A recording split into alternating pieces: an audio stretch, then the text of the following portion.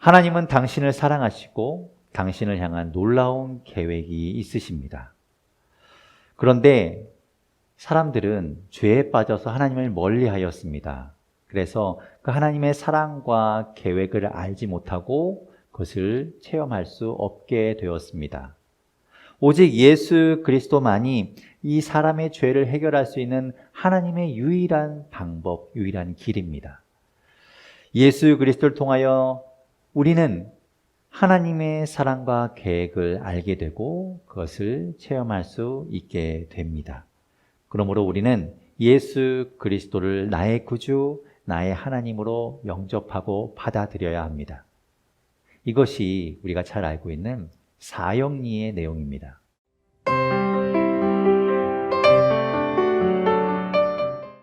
이 사형리, 네 가지 영적인 원리, 네 가지 영적 진리라고, 이치라고 말하는 이 사형리에 나타나듯이 예수 그리스도를 통해서 우리는 하나님과의 관계가 회복되었습니다. 다시 우리는 하나님의 그 나라를 살게 된 것이지요. 우리의 자녀됨이 회복된 겁니다. 우리와 하나님 사이에 그 관계 속에 그 중간에 예수님이 오셨습니다. 예수 그리스도로 말미암아 우리 사이가 다시 하나가 된 겁니다. 도저히 만날 수 없을 것 같이 멀어져 있던, 건널 수 없는 강물이 흐르는 것 같은 하나님과 우리 사이, 그것은 죄로부터 비롯된 것이었는데 그 사이를 예수 그리스도께서 오심으로 인해서 하나가 되고 가까워지고 함께 화해할 수 있는 길이 생기게 된 것이죠. 이것이 바로 구원의 소식입니다. 이것이 바로 복음입니다. 오늘 말씀에서도 물론 그 복음, 구원의 소식에 대한 이야기를 우리가 들을 수 있습니다. 당연합니다. 왜 그런가 하면 성경은 우리가 복음이라고 말하는 그 하나님 나라에 대한 이야기, 우리를 구원하신 그 하나님의 계획과 놀라운 소식의 이야기로 가득 차 있기 때문에 그렇습니다. 어디를 펼쳐보아도 그 이야기가 연결되는 것이죠. 반복되고 반복되는 이 이야기를 또 지겹게 저에게 또 하네, 이렇게 받아들일 것이 아니라 그 안에서 우리의 처지가 어떠했는지 다시 한번 기억하고 지금의 우리를 바라보고 우리 주님을 온전히 또 똑바로 제대로 알게 되기를 바랍니다. 그 믿음, 우리의 믿음이 바로 그 속에서 비롯되기 때문이죠. 먼저 오늘 본문에서는 이방인인 우리가 어떻게 살고 있었는지, 과거에 우리의 모습이 어떠했는지를 말씀하고 있습니다. 오늘 본문 11절과 12절 말씀인데 우리 11절, 12절 말씀은 다시 한번 읽어보겠습니다. 함께 읽겠습니다. 시작. 그러므로 생각하라. 너희는 그때의 육체로는 이방인이요 손으로 육체에 행한 할례를 받은 무리라 칭하는 자들로부터 할례를 받지 않은 무리라 칭함을 받는 자들이라. 그때 너희는 그리스도 밖에 있었고 외인이요 세상에서 소망이 없고 하나님도 없는 자이더니. 우리가 그랬다는 거예요. 과거에 우리가 이런 모습이었다고 말씀하고 있습니다. 과거는 지금의 나, 현재의 나, 그리고 앞으로 있을 미래의 나를 있게 합니다. 과거가 아무리 내 마음에 들지 않다고 하더라도 그것을 부정하고 없애버릴 수는 없지요. 그것들이 쌓여서 지금의 내가 있는 겁니다. 오히려 과거의 나를 객관적으로 바라볼 수 있고 그것들을 잘 우리가 통찰할 수 있으면 앞으로의 내가 발전할 가능성이 더 증가하게 되는 것이겠죠. 그렇기 때문에 11절에는 이렇게 말씀합니다. 과거의 나를 잊지 말라. 그것을 기억하라, 그것을 생각하라, 그것을 떠올리라, 이렇게 말씀하고 시작합니다. 예수 그리스도를 믿기 전, 그때 우리는 그저 그리스도 밖에 있는 사람들, 이방인, 외부인에 지나지 않았습니다. 밖에 있는 사람은 안에 있는 사람들이 누리는 그것들을 누릴 수 없는, 그것과는 상관없는 사람들일 뿐이지요. 우린 가끔 보지 않습니까? 어느 문에 붙어 있죠. 외부인 출입 금지. 그 문 안에 있는 사람들은, 그 문 안에 들어갈 수 있는 사람들은 그 사람들만의 특권이 있는 것이고, 그 문을 들어가지 못하는 사람들은 그 안에서 무슨 일이 있는지조차 알지 못하게 되는 것이죠. 교회는 어떤 곳인가? 교회는 오픈된 곳입니다. 사실 누구에게나 열려있는 곳이 교회입니다. 그렇다고 해서 24시간 문을 개방하고 활짝 열려있다라는 뜻은 아닙니다. 우리가 관리해야 하고 또 그렇기 때문에 문을 닫기는 하죠. 열려있다는 말은 예배의 자리가 누구에게나 허용된다는 겁니다. 누구나 함께 할 수 있다는 말이지요. 어떤 자격을 따로 두지 않습니다. 물론 지금 이 코로나 시국에서는 우리가 특수한 상황에 놓여 있기 때문에 완전히 다 오픈하지 못하고 방역 지침에 준수하는 사람들, 그 지침의 조건에 맞는 사람들을 통해서 우리가 한정하여 출입하고 예배를 드리고 있습니다. 하지만 교회는 원래 그런 곳이 아니지요. 조금 더 규모가 있고 성도 수가 많은 교회에서는 이런 일도 있다고 제가 들었습니다. 교회에 출입할 때 교회 등록 번호가 있는 그런 사람들만이 들어갈 수 있게 하였다라는 소식을 들은 적도 있습니다. 뭔가 이 교회라는 곳과는 좀 어울리지 않는 이야기처럼 들리죠. 빨리 이 상황이 끝나야 합니다. 그래서 이 모든 상황이 종료되어서 누구나 함께 우리가 예배 드릴 수 있는, 누구에게나 예배를 함께 드릴 수 있도록 기회를 주는 그런 날이 속히 올 수 있기를 바랍니다. 그 예배의 감격, 그 주님을 만나는 그 기쁨을 함께 누릴 수 있게 되기를 바랍니다. 이런 생각을 하다가 갑자기 옛날 기억이 하나 떠올랐습니다. 제가 초등학교 때 일인데, 물론 저는 이제 국민학교를 나왔으니까 국민학생 때라고 할 수 있겠죠. 그때 당시만 해도 생일이라고 해서 친구를 집에 초대하고 생일 파티를 하는 일은 흔치 않은 일이었습니다. 저는 반장이었기 때문에 나름 그래도 좀 주목을 받는 편이었죠. 앞에 항상 나가서 뭐 이렇게 하니까. 그래서 이제 생일 초대하는 일이 생기면 그래도 초대를 받는 편에 속하는 사람이었습니다. 뭐 오래전 일이라 정확하게 기억은 나지 않지만 누군가의 생일이었는데 그때 생일 그 파티에 초대할 때 저와 이제 같이 놀던 친구는 초대받지 못하고 저만 초대받는 일이 있었습니다. 그래서 저는 혼자 가기 좀 뭐하니까 같이 있던 그 친구도 같이 가면 안 되냐라고 했는데 그 초대한 친구는 안 된다. 너만 와. 이렇게 이야기한 겁니다. 그래서 그날 저는 그 친구의 집에 갔겠죠. 예, 가서 생일상에 차려진 음식들을 먹고 그 친구들과 뭐 재미있게 놀았을 텐데 어제 이제 뭐 갑자기 이제 옛날 일 떠올리다가 그 친구는 어떻게 됐을까? 함께 가지 못한 친구는 어땠을까라는 생각을 하게 된 겁니다. 오랜 시간이 지나서야 그 친구의 마음을 이제 좀 헤아릴 수 있게 된 거죠. 아마 그 친구는 굉장히 속이 상했겠지요. 아마 저와 함께 놀다가 이제 저는 생일 파티에 가고 혼자서 집으로 돌아가는 그 발걸음, 그 뒷모습은 굉장히 쓸쓸했을 것으로 생각됩니다. 굉장히 미안한 마음이 들더라고요. 그런 거죠. 초대받지 못한다는 것, 밖에 있는다는 것, 그런 아픔이 있는 것 아니겠습니까? 에베소에 있는 성도들, 지금 이 편지를 받고 있는 바울이 전하여 준 복음을 듣고 예수를 믿은 사람들이 바로 그런 처지에 있던 사람들이었습니다. 하나님이 택하신 이스라엘 백성들이 볼 때는 저 밖에 있는 사람들이고 하나님의 택함을 받지 못한 사람들, 그래서 하나님과 함께 할 수 없는 처지에 있는 사람들이 바로 이 에베소 교회의 성도들이었습니다. 우리는 어떤가요? 우리도 마찬가지죠. 우리도 이스라엘에서 바라보면 저 멀리 있는 이방인에 불과합니다. 아까 이제 사형리에서 이야기한 것처럼 우리는 하나님으로부터 멀어져 있는 하나님의 그 사랑과 계획, 그런 것들을 누릴 수 없는 처지에 있던 사람들이 바로 우리지요. 그런 우리에게 예수 그리스도께서 오신 겁니다. 오늘 본문 13절에 그래서 이렇게 말씀합니다. 오늘 본문 13절 말씀 같이 읽어보겠습니다. 함께 읽겠습니다. 시작. 이제는 전에 멀리 있던 너희가 그리스도 예수 안에서 아멘. 예수 그리스도를 통해서 우리를 위해 대신 죽으시고 그 십자가에서 보혈의 피를 흘려주신 그 예수 그리스도로 인해서 우리는 가까워졌다라고 13절에 이야기하죠. 누구와 가까워졌을까요? 하나님과 우리가 가까워진 겁니다.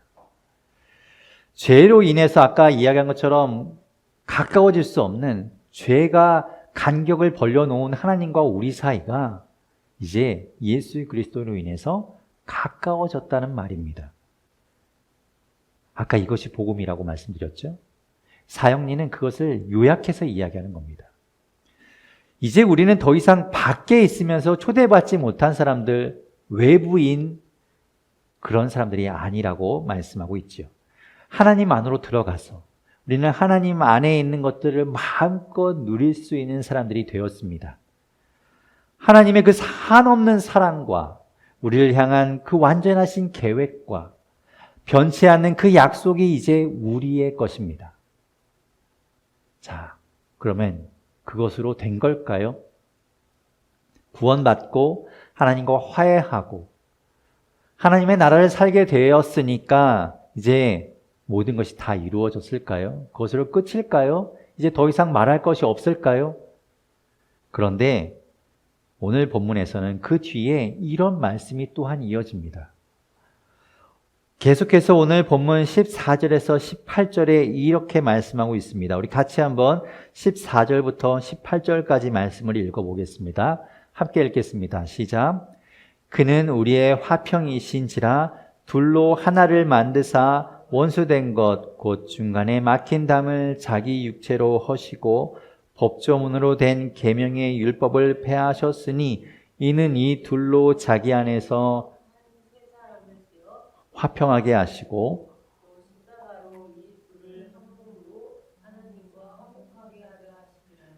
원수된 것을 십자가로 소멸하시고 또 오셔서 먼 데 있는 너희에게 평안을 전하시고 가까운 데 있는 자들에게 평안을 전하셨으니 이는 그로 말미암아 우리 둘이 한 성령 안에서 아버지께 나아감을 얻게 하려 하심이라. 아멘. 예수 그리스도, 예수님이 이 땅에 평화로 오셨습니다. 누가복음 2장 14절에서는 예수님이 이 땅에 오실 때 하늘의 천군 천사가 그 이 땅에 오신 주님을 그리스도의 탄생을 찬양하는 장면이 나오죠. 이렇게 기록되어 있습니다. 제가 읽어보겠습니다. 지극히 높은 곳에서는 하나님께 영광이요 땅에서는 하나님이 기뻐하신 사람들 중에 평화로다 하니라. 이 땅에 있는 사람들, 이 땅에 있는 사람들에게 평화의 소식으로 주님께서 오셨습니다.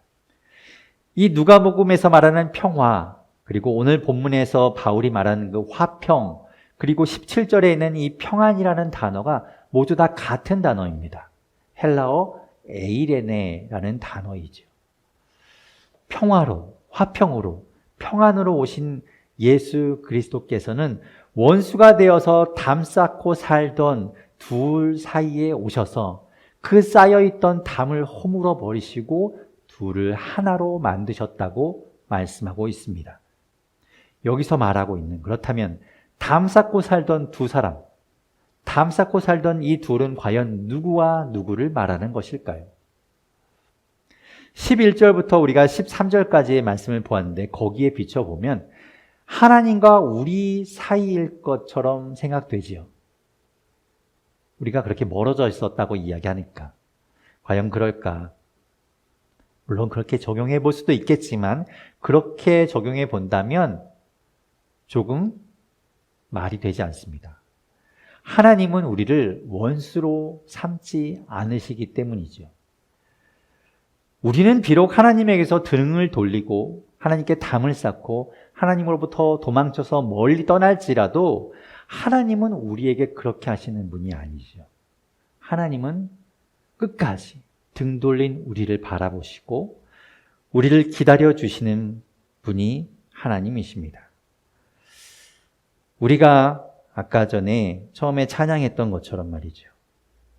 죽음도 어떤 모든 것도 우리를 끊을 수 없는 그 하나님이 그 사랑, 우리를 바라보시고 한결같이 우리와 함께 하시길 원하는 그 사랑을 우리가 찬양했었는데 하나님은 그런 분이라는 겁니다.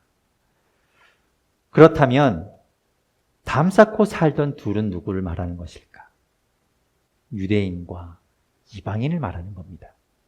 넓게 이야기하면 하나님 안에 있는 사람들과 하나님 밖에 있는 사람들을 말하는 것이죠. 우리는 구분짓기를 좋아합니다. 아까 생일 파티에 초대하는 그 생일 맞은 친구처럼 너는 되고 너는 안 돼. 너는 오지 마. 너는 와도 돼. 우리는 그렇게 구분짓기를 좋아하는 것이죠. 물론 저도 그랬을 것 같아요.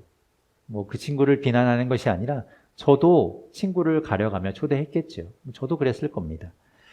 우리는 사람들에게 그렇게 구분의 담을 쌓고 있다는 겁니다.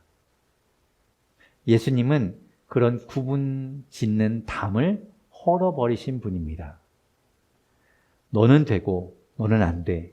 이렇게 말하지 않고 모두 함께 손을 잡고 모두 다 같이 하나님께 나아가자고 말씀하시는 분이 바로 예수님이십니다.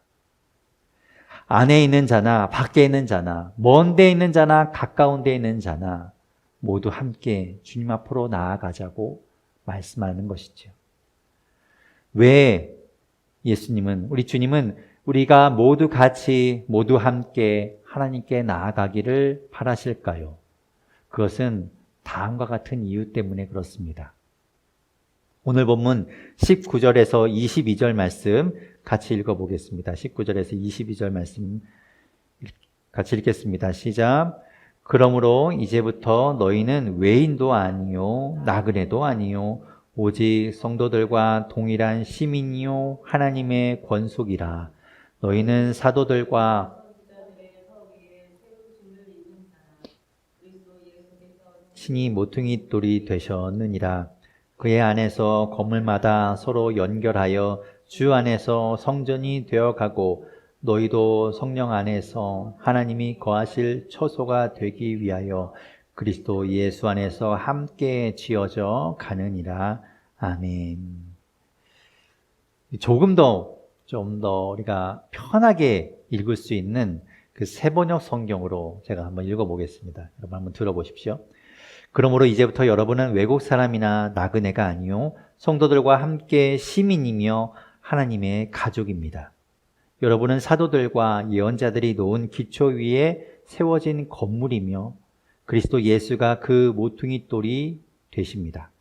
그리스도 안에서 건물 전체가 서로 연결되어서 주님 안에서 자라서 성전이 됩니다. 그리스도 안에서 여러분도 함께 세워져서 하나님이 성령으로 거하실 처소가 됩니다. 아멘. 조금 더 쉽게 와닿지요? 뭐라고 말씀합니까? 이제 우리는 하나님 나라의 시민이 된다고 말씀합니다. 이제 우리는 하나님의 가족이라고 이야기합니다. 이제 우리는 하나님의 건물, 하나님이 거하실 처소가 된다고 말씀하지요. 하나님은 우리가 하나님의 가족이 되고 하나님 나라의 시민이 되고 하나님의 건물로 함께 지어져 가기를 원하고 계신 겁니다. 그런데 여러분, 한 사람뿐인 시민이 있을 수 있을까요? 오직 한 사람만 있는, 아무도 없이 혼자만 있는 시민이 무슨 의미가 있을까요? 아무도 없이 혼자만 있는 가족이 있을 수 있을까요? 1인 가족을 이야기하는 것이 아닙니다. 나 혼자만 있는 가족은 있을 수 없지요. 나를 낳아주신 부모님이 계시니까요. 나 혼자 존재하는 것은 없습니다. 벽돌 하나로 만들 수 있는 건물은 없습니다. 연결되고 함께해야 건물이 지어져 가는 것이죠. 하나님 나라는 혼자서 존재하는 나라가 아니라는 겁니다. 그러니까 구분짓고 나누고 누군가를 못 들어오게 하고 편을 가르고 그렇게 하면 오히려 안에 있는 내가 손해입니다. 외롭지요. 불안정하지요. 제대로 될 수가 없습니다. 함께 있어야 한다는 것이죠. 함께 있어야 온전해진다는 겁니다. 한 사람만으로는 이루어질 수 없습니다. 더 많을수록, 더 많은 사람이 함께 할수록 더 건강하고 더 튼튼해지는 것이지요. 교회가 바로 그런 겁니다. 교회는 예수 그리스도를 주님으로 고백하는 사람들이 함께 모여서 가족을 이루는 겁니다. 눈에 보이는 건물을 만들어가는 것보다 더 중요하게 하나님 나라를, 하나님의 건물을 함께 지어져 가고 이루어 가는 것이 바로 교회입니다. 서로 연결되고 맞물려서 더 건강하고 더 아름답고 더 튼튼한 하나님의 교회를 이루어 가야 하는 것이지요. 그러니 주님께서 허무신 그 담을 우리가 다시 쌓아서는 안 되는 겁니다. 우리는 함께 가야 한다는 것, 함께 손을 잡고 함께 해야 한다는 것 잊지 않아야 합니다. 우리가 다시 이제 비대면으로 예배를 드리고 있습니다. 어쩌면 좀 편하지요. 왔다 갔다 할 필요도 없고요. 다른 사람에게 보여주기 위해서 단정하게 꾸밀 필요도 없고요. 그런 것 때문에 오히려 지금이 더 편하다. 흩어져 있는 것이, 누군가 함께 하지 않는 것이 더 편하다 생각할 수 있습니다. 하지만 교회는 그런 곳이 아니라는 것 잊지 말아야 합니다. 교회는 함께 하는 곳이죠. 분명히 예수님이 교회를 그렇게 이루셨다고 말씀하고 있지 않습니까? 우리 사이의 담을 주님께서 허무셨습니다. 우리가 가족으로 함께 하도록, 건물로 함께 지어져 가도록, 하나님이 거하실 처소가 되도록 막힌 담을 허셨다고 말씀하고 있습니다. 그래서 우리가 둘이 하나가 되었지요. 여러분, 그 마음을 항상 마음에 두십시오. 지금 이 편한 것에 익숙하고 지금 이것에 만족하고 오히려 이것이 지속되면 좋겠다라는 마음이 혹시 든다면 그것은 올바른 교회에 대한 생각이 아닙니다. 우리는 잠시 뒤로 미룬 것뿐입니다. 여러분, 교회를 다시 한번 생각하십시오. 교회는 함께 모여야 한다는 것. 교회는 우리가 함께 지어져 가야 한다는 것. 그것을 잊지 않는 우리 모두가 될 수 있기를 바랍니다. 바로 그것이 주님의 뜻입니다.